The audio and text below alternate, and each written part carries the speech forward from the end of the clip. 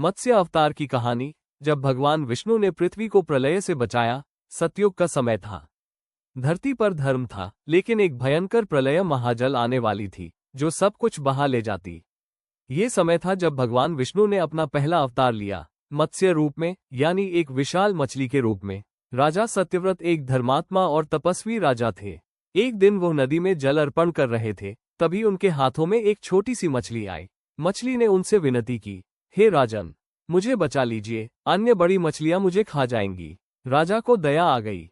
उन्होंने मछली को अपने कमंडल में रख लिया, पर अगली सुबह मछली इतनी बड़ी हो गई कि वो कमंडल में नहीं समा रही थी। राजा ने उसे तालाब में छोड़ा, फिर भी वो कुछ ही समय में तालाब के लिए भी बड़ी हो गई। राजा ने उसे नदी में डाला, फिर भी वही हाल। आखिरकार जब राजा ने मछली को समुद्र में छोड़ा, तो उसने अपना वास्तविक रूप प्रकट किया। वो स्वयं भगवान विष्णु थे। भगवान विष्णु ने कहा, हे राजन, कुछ ही समय में एक महाप्रलय आने वाली है। सब कुछ जलमग्न हो जाएगा। मैं एक विशाल नौकनाव भेजूंगा। तुम उसमें सप्तऋषियों, सभी जीव जंतुओं के जोड़े और वेदों को सुरक्षित रखना।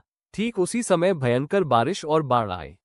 सब कुछ जल में समा गया। राजा ने विशाल नौक में सभी को बैठाया। भगवान विष्णु मत्स्य रूप में आए और नौक को एक नागराज वासुकी की रस्सी से बांधकर खुद समुद्र में खींचते रहे।